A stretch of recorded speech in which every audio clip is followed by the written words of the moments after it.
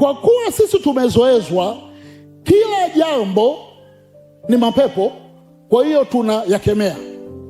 Actually, labda nyinyi mngeadvance vizuri. Ningekuwa mimi ndo Musa, nimekutana na kijinga cha moto hakiteketei, kinawaka tangu asubuhi mpaka saa 4, mimi ningekaa nacho na kivunja na teketeza, maana kinaungua hakiteketei. Ninaamini haiwezi kuwa Mungu. Samson anasema katika mzoga kuna asali. Kwa hiyo kuna nyakati, kuna mambo yanaonekana kama ni mzoga, lakini ukikaa katika matulivu kuna asali. Bwana asifiwe. Kwa hiyo pengine kuna nyakati Mungu anatutafuta ili azungumze na sisi, lakini kwa kuwa kuna mambo yanayotusonga tunashindwa kusikia sauti ya Mungu vizuri. Naomba nikutajie baadhi ya mambo ni kelele, yanasababisha tusiwe na matulivu katika nafsi zetu na akili zetu. Yanatuzinga si tu wewe na mimi, pia yananizinga kiasi kwamba kuna wakati Mungu anataka kuzungumza na mimi, anakosa huo muda kwa sababu ya mambo machache yafuatayo. Moja inaitwa mitandao ya kijamii, social media. Social media ni nzuri, social media pia ina mambo yake. Social media ina walimu wengi, ina walimu wa kutoa fungu la 10, ina walimu wanaokataza fungu la 10. Social media ina walimu wa habari ya Roho Mtakatifu na kuna walimu wanaokataza ujazo wa Roho Mtakatifu. Kwa hiyo kama hauwezi kuchekecha na kusikia sauti ya Mungu, utachukua sauti ya social media na ukaamini ndio neno la Mungu. Watu wa Mungu, amina.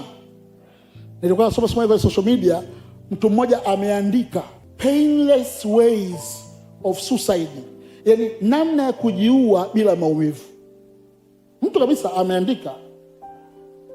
Mwingine kaandika njia 6 za kuachana na mwenza wako bila kumuumiza. Utaachwa bila kuumia. Lakini kuna walimu na mtu anachukua na yeye achanganya, ajui neno la Mungu lilivyo, mizani yake ni midogo. Kwa hiyo unakuta Mungu anataka kusemesha jambo, lakini kuna kitu umekipata kimeteka ufahamu wako. Pastor Samu wiki zilizopita alitufundisha namna ambavyo maneno yanaingia kwetu kupitia njia mbalimbali. Bwana asifiwe. Ndio maana Biblia ikasisitiza na neno la Mungu likae kwa wingi ndani yenu. Alijua yako maneno mengine yakikaa kwa wingi kuliko neno utapotea. Kwa hiyo moja ni social media. Bwana asifiwe. La pili ni hofu. Uliosikia kukutisha ni mengi kuliko neno la Bwana.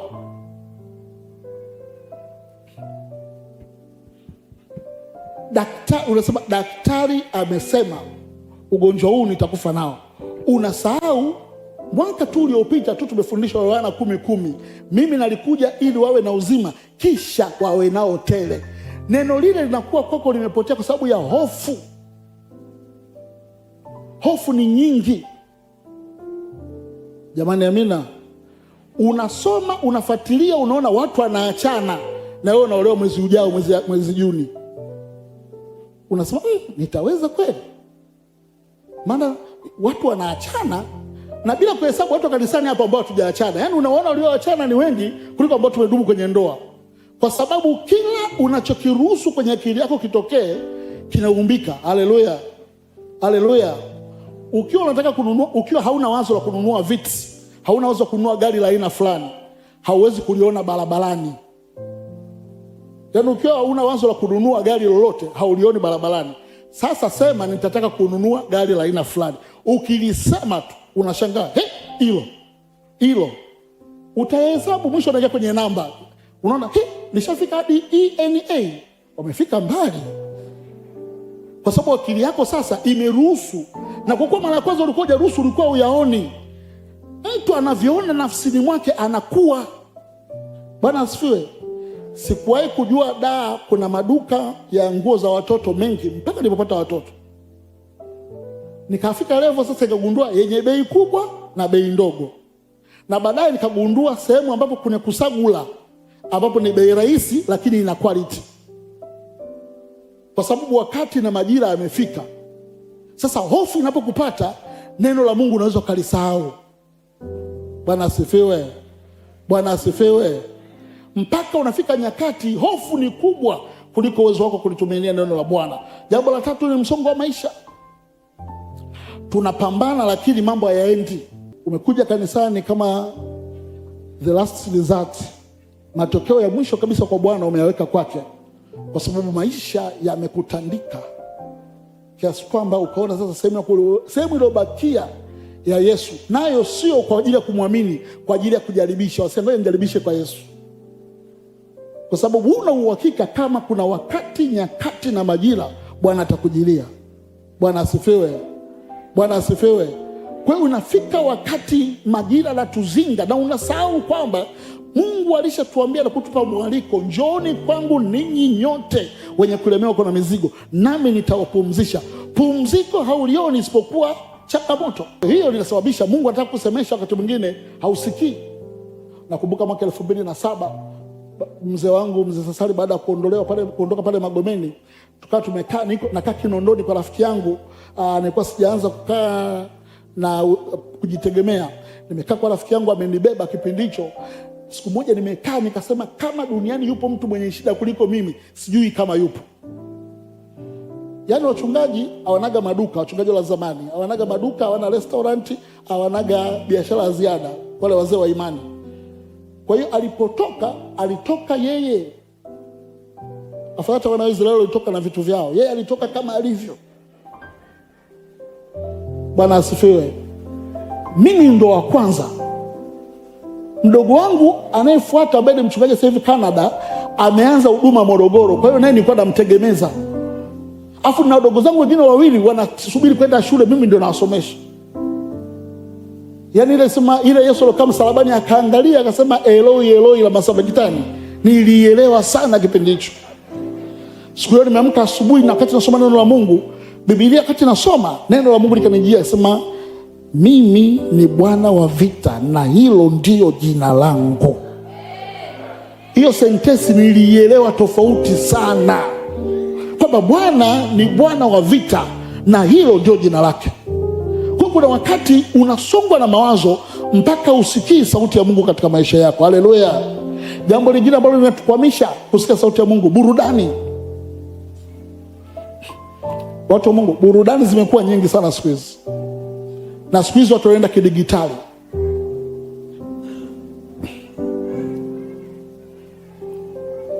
Nilipoanza kuongea mambo ya wanaume kapokea kesi wala asali VCT huko. Jamaa mdada anasema mume wangu anacheza game, zile game sijui PS ngapi zile, mpaka saa 8 usiku anacheza game, anapiga yani yeye ndo Ronaldo, yeye yani kila kitu yeye, saa 8 usiku, naomba umsaidie.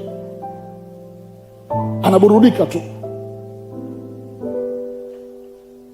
Na value ya burudani inasema entertainment and media, value yake kwa sasa hivi dola za Kimarekani trilioni 2.9 bilioni, trilioni 2.9 value.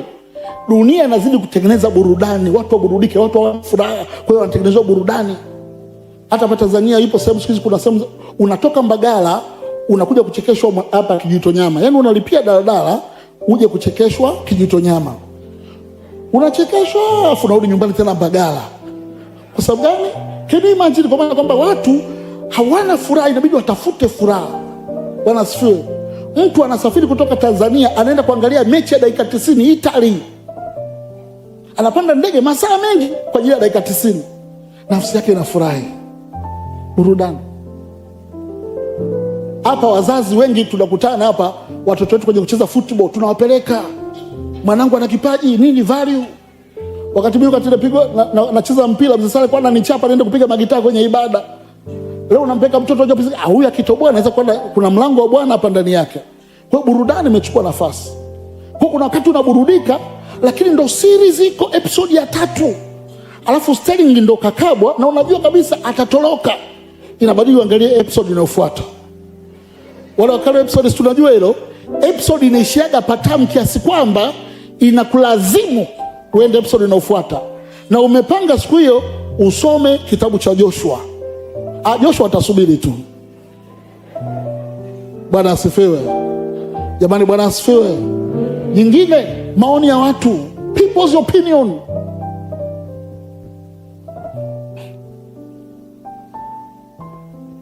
Bwana anasema nini na watu wanakuambiaje? Kusikia sauti ya Bwana ni ngumu sana. Haleluya.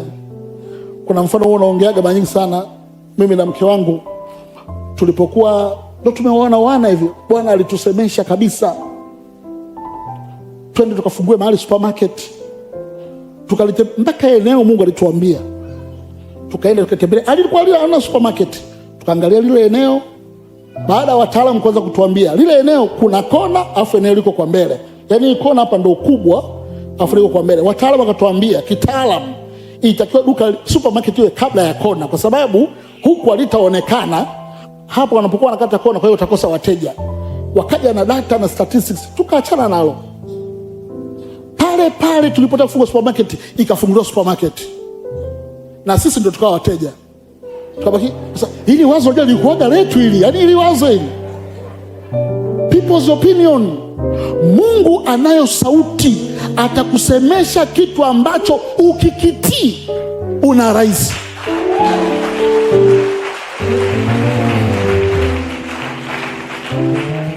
Mimi namuoneaga huruma our senior pastor baba. Angekuwa anakuja kupata mawazo ya watu humu ndani, ile sanctuary tusingenyanyua pale. Alitupaga ushuhuda, kununua tu kiwanja, mtu kaambia angalia idadi ya washirika waliokuwa nao, ambavyo namna watatoa michango. Hichi kiwanja tayari na people's opinion. Tunashindwa kuwa rise kwa sababu kuna opinions nyingi kwenye maisha yetu. Mungu amekutokezea mchumba, katokea kwako, kaja kwako. Ukimwangalia ndio kama anakuja mbele, kama anarudi nyuma, ndio Bwana amemleta kwako. Kwa hiyo kwenye kati hizo ukimwangalia kama haelekei, jamani, amina, unaenda utafuta people's opinion, unamwacha. Baada ya miaka mingi unasema unajua anatakiwa nioe, yani yule anatakiwa anioe, ndo hayuko tena, kashaondoka. Kwa sababu gani? Opinion. Wanadamu wanayo maneno, lakini Mungu analo neno. Mungu anasemaje? Tunashindwa kuwa rais kwa sababu kuna nyakati Mungu anatusemesha, lakini tunatafuta opinion sana. Abraham kama angekuwa anajifunza somo la ndoa sasa hivi, hakufanya kitu kizuri. Abraham ilipofika time ya kumchinja Isaka, angehitaji kikao na Sara. Isaka asingechinjwa, hata nje ya mlango asingetoka. Abraham anajua hapa nikitafuta opinion hapa achinjwe mtu. Kwa hiyo Abraham akambeba. Kila alipokuwa anakwenda, Isaka anaona kuna kituo cha kwanza watu wameacha. Ikabidi aulizie, naona tunazidi kwenda, mwana kondoo sioni. Hakumwambia unajua naenda kuchinja wewe hapa. Akamwambia Bwana atajitolea mwana kondoo. Sasa hapo sawa, watu wenzetu wakaenda. Kufika Isaka anashangaa yeye ndo kondoo. Lakini angaza discussion, mama, Bwana amenisemesha tumtoe Isaka. Akamwambia mtoto mwenyewe huyu wa uzeeni. Hapo tayari wataka tu angemletea kesi nyingine nyingi hapa hazipo. Kwa hiyo unaona mtoe Isaka, Ishmaeli umrudisha. Yaani ingekuwa kesi nyingine ambayo Abraham angeshindwa kuisolve. Lakini kuna nyakati Mungu akikusemesha jambo, maoni ya watu yasikucheleweshe. Ni vizuri kupata opinion, sema kwamba ni jambo baya, lakini kama Mungu amesema na una uhakika, endelea mbele, tutakukuta mbele. Pasa anasemega sio mara zote watu watakuelewa. Jamani, amina. Tutakuelewa mwaka wa 3, mwaka wa 4. Tutasema uliona mbali, yani uliona mbali. Hiyo mbali yenyewe hata wewe ukuwa umeiona, ila uliamini katika neno, nawe ukatii, Bwana akakuwa rais. Haleluya. Haleluya. Ukweli ni kwamba Mungu bado anasema na watu wake. Ukweli ni kwamba Mungu bado anasema na kanisa lake. Kiasi gani tuko sensitive kusikia katika ulimwengu wa roho. Tukisha sikia, kisha tunasikia na kutenda, au tunasikia na kuacha.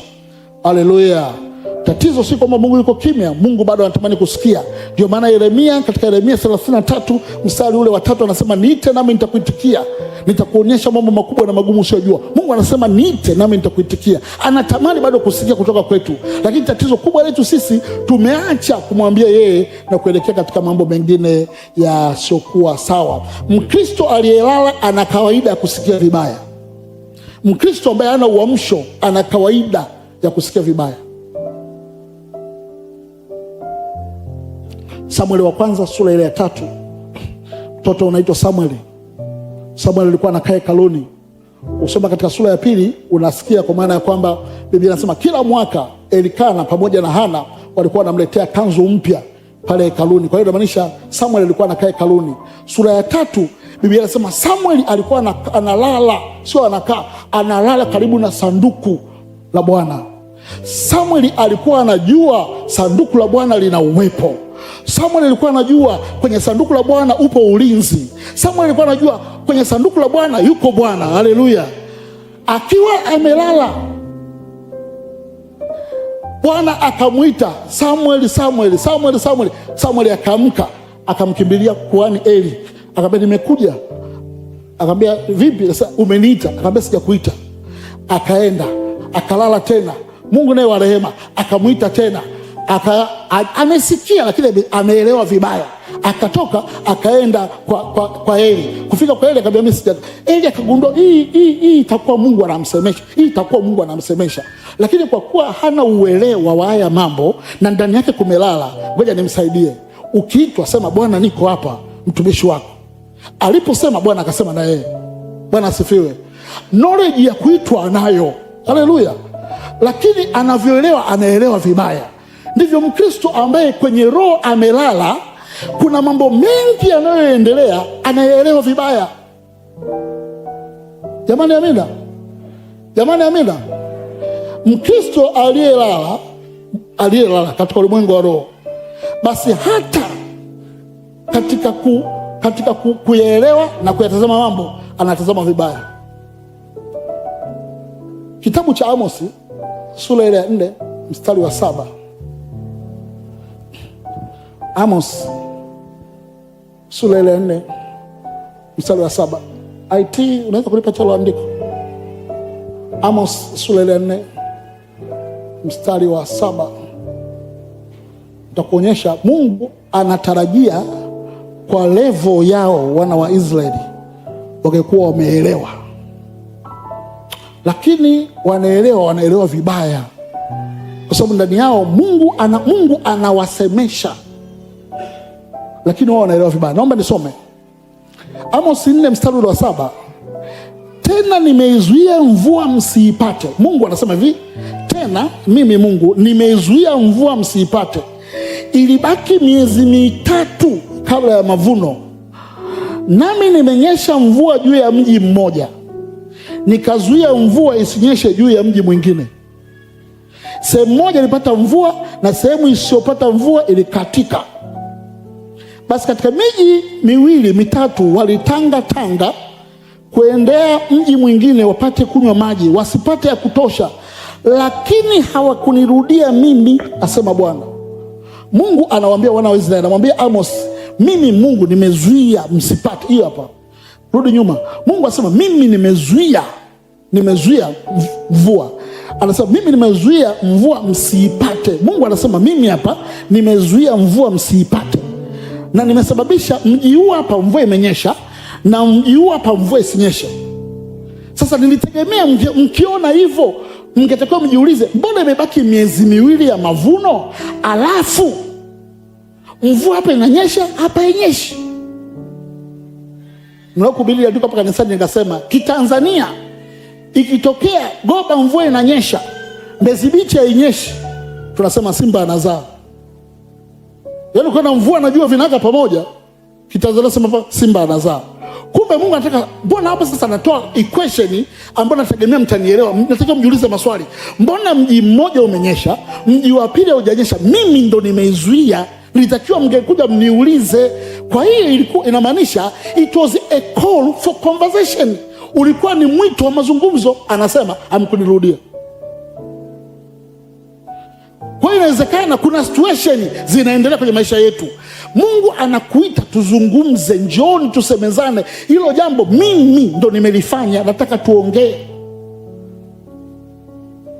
Inawezekana, wakati nasoma ile andiko inasema inawezekana hata ugonjwa wa mtu, ugonjwa wa mwanao, ugonjwa wa mwanangu, ugonjwa wa mtu yoyote, it's a call for conversation. Ukiliangalia ile jambo halina mwanzo wala mwisho, halina historia wala mkakati, ila limekupata. Mungu anasema likishakupata hapo sasa, likishakupata njoo.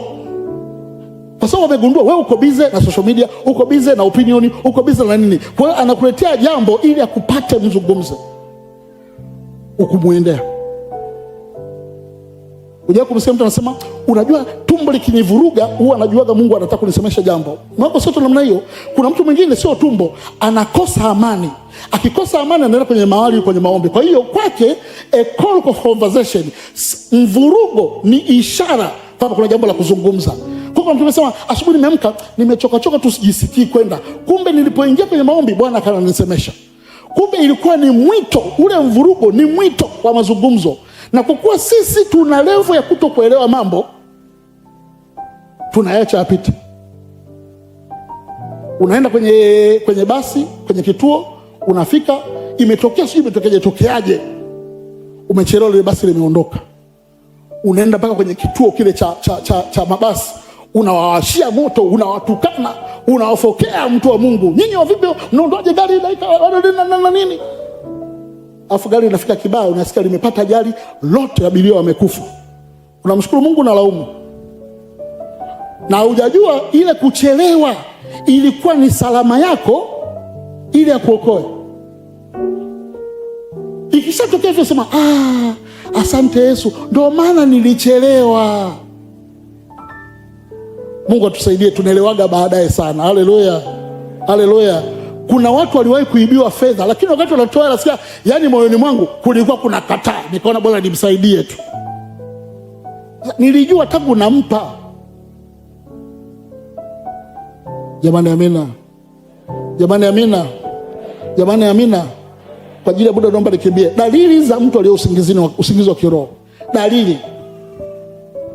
Dalili za mtu aliye katika usingizi wa kiroho, ambaye katika Efeso tumesoma amka wewe usinziaye. Sasa zipo dalili. Hizi ni dalili. Ukiwa na viral unapata homa, ukiwa na COVID unapata homa, ukiwa na nini unapata homa. Kuna mambo ya dalili zake. Haleluya. Dalili ya mvua watu Mungu ni nini? Ni mawingu. Mungu alitengeneza tu mfumo katika maisha ya wanadamu. Mambo mengi sana yana dalili kabla ile jambo kutokea. Ili asubuhi kuche panaanza kupambazuka. Bwana asifiwe. Mvua kama itanyesha unatokea upinde. Mungu ana communicate na kwa dalili, kwa nature. Bwana asifiwe. Kibongobongo ukimuona bundi amekuja juu ya nyumba, wanasema ni uchuro. Kumbe it was a sign of communication kwamba katika hii nyumba kuna mtu anatakiwa kuondoka. Kwa hiyo anatakiwa usimame kwa maombi kukataa roho ya kifo. Sisi tunasema ni uchuro. Mungu aliweka. Kwa nini nyumbu na pundamilia wanatembea pamoja? Kasome watu wa Mungu, fuatilia tu. Nyumbu na pundamilia kwa nini wanatembea pamoja? Mmoja anaona mbali, mwingine anasikia mbali. Kwa hiyo wanapokutana maadui, yule anayesikia mbali anamsaidia asiona mbali, kwamba sasa hivi tukimbie wanakuja. Mungu ametengeneza hivyo. Kuna nature katika communication, lakini sio katika nature, ni katika spirit kuna communication. Kwa sababu gani? Adam alikuwa anakaa na wanyama in the first place. Kwa hiyo alikuwa ana communicate. Akiwaona nyumbu na pundamilia wanamjia kwa kasi, anatambua kuna hatari inatokea mahali. Jamani amina.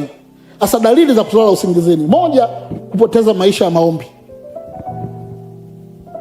Haleluya. Haleluya. Kupoteza dalili ya maombi. Ukiwa uko tayari kuangalia mechi na marudio yake bila kulala usingizi, lakini ukitaka kufanya maombi kuna uchovu from nowhere. Utajitahidi mwanzoni, lakini hata ulipoishia mwenyewe utakumbuka, kwa sababu umepitilizwa kwenye usingizi. Nia unayo ila uwezo ndo una, so ndani yako kumelala. Uzito katika maombi. Unapata nguvu tukiwa hapa wengi. Hapa ukiwa wengi unapata nguvu na unaombea mambo yako kabisa, unaombea na shida zako kabisa hapa. Ukirudi nyumbani unasema kabisa saa 9 leo, saa 9 upiga ua, naamka na alamu unaweka. Na unasema naiweka mbali ili niamke vizuri. Unanyanyuka hapa, watembea kilomita 1 unaenda kuizima na unarudi kuja kulala hapo hapo, unapata usingizi. Haleluya. Uliweka na wimbo wa kuabudu kabisa, umeweka pale na unaenda nao kabisa. Unaweka mwenyewe kwenye wimbo wako na bluetooth umeweka. Haukumbuki wimbo uliishia wapi. Ila unachokumbuka mwisho ulisema ngoja nikae nitafakari kwenye kitanda. Ulipotafakari ni alamu ya asubuhi imekuamsha. Maombi ni vita. Na ukiona una struggle, jua ndani kwako kuko sawa. Ni dalili kwamba ndani kuko sawa. Jamani amina. Jamani amina. Wewe mwenyewe unajiuliza, ninalotaka kulifanya silifanyi, nisilotaka kulifanya ndo nalifanya. Ukiambiwa kuna kukwenda airport saa 9 usiku, saa 8:15 usingizi umekata. Saa 8:15 usingizi umekata. Na ulipanga nguo, unaanza kuzipanga upya. Yaani huo muda unao. Panga maombi ya kuombea uzao. Uzao upo, tutamka nao kesho. Dalili ya kwanza. Haleluya. Haleluya. Ya pili, kukosa njaa ya Mungu. Kukosa njaa ya Mungu. Watu wa Mungu, Mungu atusaidie tuwe na njaa kwa ajili ya neno lake. Haleluya. Tuwe na njaa kwa ajili ya yeye. Inawezekana kadhani tuko wengi hivi. Nimekuja kugundua watu wana siri, nyinyi watu wana siri. Ukiona uta maombi ya mama waliotoka Mbeya, wako mkanisani wamejikusanya Wanyakyusa, wana maombi yao. Wa Kigoma wana maombi yao. Kuna watu wana mikesha ya familia, kuna watu mpaka wana meza ya Bwana ya familia, kuna watu wana maombi ya ukoo ya familia wanayo. Wao kija pazaka kama wote tuko sawa. Wenzako tukimaliza baada hii hapa wanamkesha. Biblia, watu wanamtafuta Mungu. Ukiona hauna hiyo njaa, ni dalili mbaya. Unatakiwa ubebwe na ambulance ya kiroho upelekwe. Haleluya. Bwana asifiwe. Dalili ya tatu, maisha ya dhambi bila toba. Maisha ya dhambi bila toba. Biblia inasema maovu yenu yamenitenga ninyi na Mungu wetu, Mungu wenu. Kitabu cha Isaya sura ya 59 mstari wa 2. Maovu yanatutenga na Mungu. Uovu bila toba. Yaani haiwezekani ikawa sawa. Yaani haiwezekani ikawa sawa. Yaani ukawa muovu afu ikawa sawa. Yaani unakuja kanisani hapa ukiona unajisikia tu fresh, ni ishara ambayo inahitaji tukuwekee drip za kiroho na mikakati mingi ya kukusaidia. Jamani amina. Haleluya. Dalili nyingine, kuchanganyikiwa kiroho. Kuchanganyikiwa kiroho. Siku moja, yani ugumu wa kazi ya uchungaji ndio iko hapa. Kuna mtu mimi niko namuonaga anakujaga hapa kanisani mara kibao. Yani ile saa maombi anavuka mbele haraka. Anakuja pasa anajitahidi, anamwekea mikono, anamnenea, anamtabilia. Siku nikamuona kwenye TV anahojiwa. Ndugu vipi? Nashukuru vifaa vya kiroho vimenisaidia. Vimeniweka huru. Nikamwangalia yule jamaa akasema, mimi ndio ningekuwa Pastor Nkone nimuone Jumapili amesogea mbele. Huku ni kuchanganyikiwa kiroho. Jana mke wangu alikuwa mimi na mke wangu, akaja binti yetu.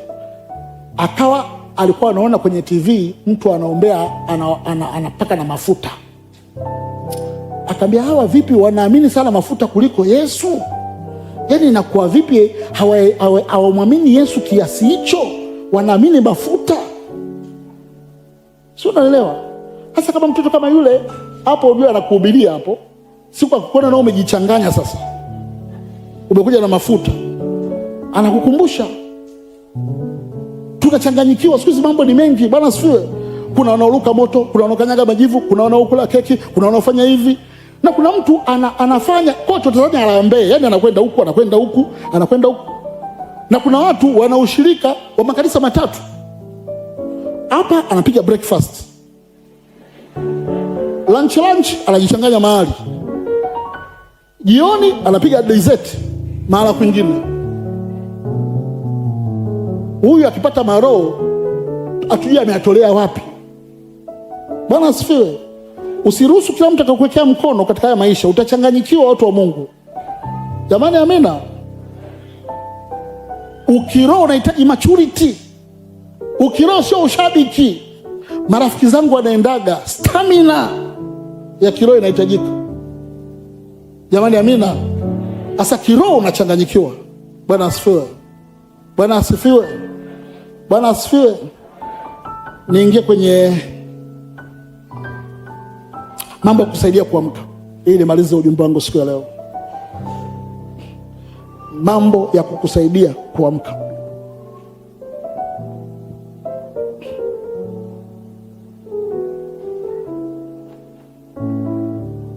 Jambo la kwanza, dhamiria kusoma neno la Mungu na kusikia kupitia neno. Dhamiria kusoma neno la Mungu na dhamiria kusikia kupitia neno. Dhamira lazima iwepo. Wale wasongo wa zamani wanakumbuka, unadhamiria kusoma, unaweka maji kwenye miguu ili usipate usingizi, ili usome. In fact, mimi sikuwa ninasoma, mimi nilikuwa ninakariri. Kwa hiyo nilikuwa ninasoma kwenye kitabu, nina kikaratasi nimekikunja hivi katikati, kinatoka summary, alafu nina peni. Kwa hiyo ninasoma 7 characteristics of living things, alafu nazimeza, alafu nakuja kuziandika huko. Characteristics of 7: 1 respiration, 2 reproduction, naziandika hapa. Locomotion, ikitokea nimechanganya locomotives, naangalia ni loko nini, locomotive, narudi huko. Unasoma kwa shida, lakini umedhamiria. Bwana asifiwe. Bwana asifiwe. Wanaofanyaga mazoezi wanajua, usipodhamiria kufanya mazoezi kwa ajili ya kupungua, kujenga afya, haufanyi mazoezi. Yaani ukiamka asubuhi kuna baridi fulani lisijui linatokeaga wapi.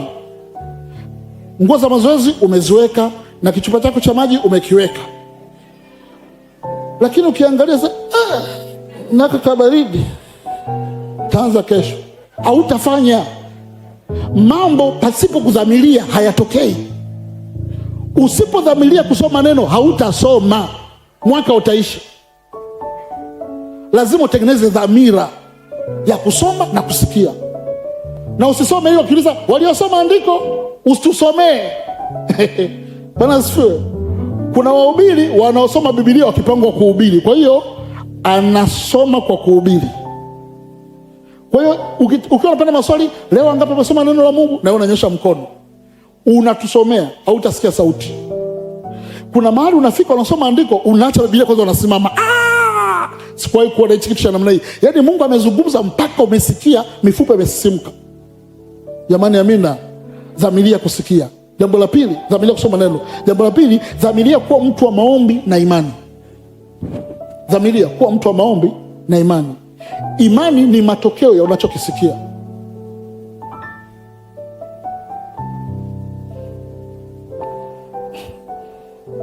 Maana imani huja kwa kusikia, na ili usikie lazima usikilize. Kwa lazima utengeneze, udhamirie kuwa mtu wa imani.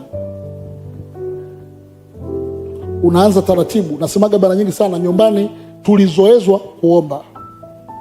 Unashikwa mkono, unazungushwa kilomita 2 za kutosha. Ukionyesha dalili ya kulala, ndio unaanzisha ibada nyumbani. Kwa ukifika muda ibada, kila mtu jicho limemtoka hivi, hataki kusinzia kwa sababu anajua ataanzisha ibada. Hatukujua alikuwa ni mazoezi.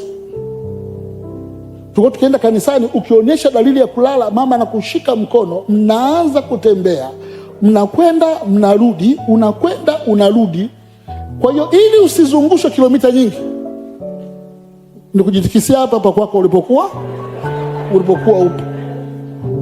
Bwana asifiwe. Na mimi leo nimepata watoto, nikiwaona wanasinzia nashikaga, twende, azunguke na kilomita za kutosha. Si kwa sababu yangu, ni kwa sababu ya wajukuu wangu. Haleluya. Kwa sababu gani? Na yeye atamshika kumzoeza kizazi cha 3 kutoka mimi. Kwa lazima udhamirie kuomba. Ni lazima udhamirie kuomba kwa imani. Hata kama uelewi unachokiomba, wewe omba. Bwana asifiwe. Wewe sio wa kwanza. Nasema kama nyingi sana, wewe sio wa kwanza. Matendo ya Mitume, Petro kafungwa, wamekaa wanamwombea Petro atoke gerezani. Wamekazana maombi ya mkesha. Petro akaenda, malaika wa Bwana akamtokea Petro, na malaika alienda kumtokea Petro alikuwa ni mkorofi kupita maelezo. Kwa sababu amefika, Biblia inasema alipofika akampiga teke Petro. Kwa nini ampige teke? Si angemwamsha tu vizuri, Petro amka. Biblia inasema akampiga teke. Petro piga teke, akaamka, akastuka. Alipostuka akamwambia twende nje. Chukua na viatu, chukua na joho. Haleluya. Wa kutoka ilikuwa ni Petro, lakini ilibidi atoke na viatu. Unatoka na kila kitu, time ya kuarise, unatoka na kile ulichokuwa nacho.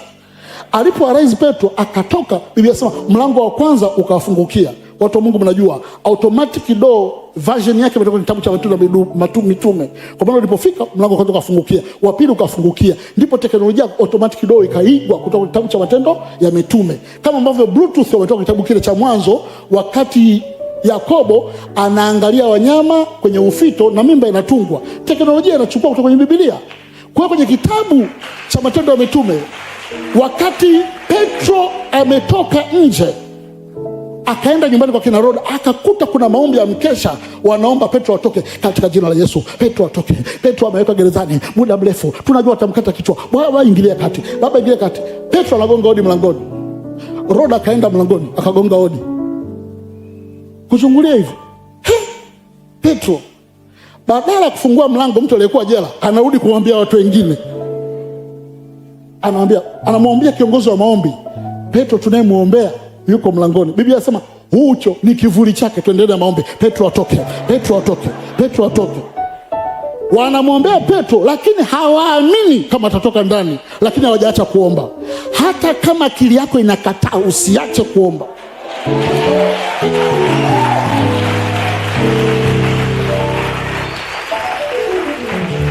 Usiombe kwa sababu unaelewa. Haleluya. Ombea pila ambayo huyaelewi. Jamani, amina. Namba 3, dhamiria kuabudu, dhamiria ibada, dhamiria kukusanyika. Siku hizi kuna watu wanakuja kanisani lakini hawaji kwenye ibada. Si mnajua gele? Yaani mtu anakaa tangu tumefika hapa saa hizi yuko WhatsApp. Ametoka grupu la vikopa, ameingia alosoma wote. Toka alosoma wote yuko grupu la familia. Huyo anasema nimeenda kanisani. Na kwa ameenda kanisani. Ila wewe ukija njoo uabudu. Kuna watu wako very serious na Mungu wao. Kwa sababu anaamini katika huu mzunguko Mungu anaweza kuzungumza na yeye saa yoyote. Kwa ukiwa unakuja kwenye ibada hapa, dhamiria kuabudu, dhamiria kwa kwenye ibada. Kuna mambo yanakupa distraction, hata pa kukaa, kaa sehemu ambayo utajua kabisa hapa mimi sitakuwa distracted. Bwana asifiwe. Kama unajijua kibo chako kama cha kwangu, usikae mbele nyuma ya nguzo. Kila saa nikienda huku na wewe unakuja. Kija huku na wewe unakuja. Kija huku na wewe unakuja. Nikisimama katikati ujielewi. Unakuja huku, unakati unakuja huku. Itakupa distraction. Bwana asifiwe. Naambia tu kama uwezi kusikiliza na kuandika, sikiliza. Utaenda kuangalia YouTube baadaye uandike notes vizuri. Kwa sababu unajijua kichwa chako wewe kuandika na kusikiliza. Point imepita, unamuuliza mwenzako, amesema Malaki ngapi? Sasa hata mwenyewe sijasikia. Malaki ngapi? Mwenyewe sijasikia. Unaandika tu pale Malaki. Ujui Malaki ndo nini sasa? Kafufuka, kalala, kafanyaje? Kama uwezi concentrate, sikiliza. Notes utaenda YouTube unaandika pointi ya kwanza, pointi ya pili, pointi ya tatu. Hakikisha hakuna kinachokusumbua katikati ya ibada, ili uweze kupokea full package kutoka kwenye ibada. Haleluya. Mwisho cha kukusaidia, zitambue batani. Nilikosa neno zuri la kuweka kwenye Kiswahili ili nieleweke. Zitambue. Mimi mchungaji wa media, kwa hiyo nataka kuongea lugha ya kimedia hapa. Na nitaomba mnisaidie kanisa. Zitambue batani zinaanza kupeleka kwenye default setting.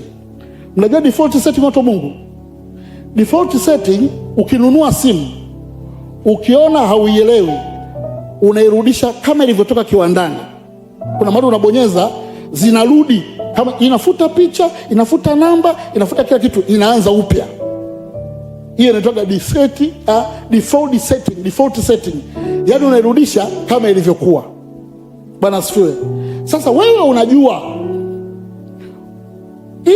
ikiwa unataka kusoma neno la Mungu na kuna mechi inaanza, usiseme naangalia mechi afu ninasoma neno.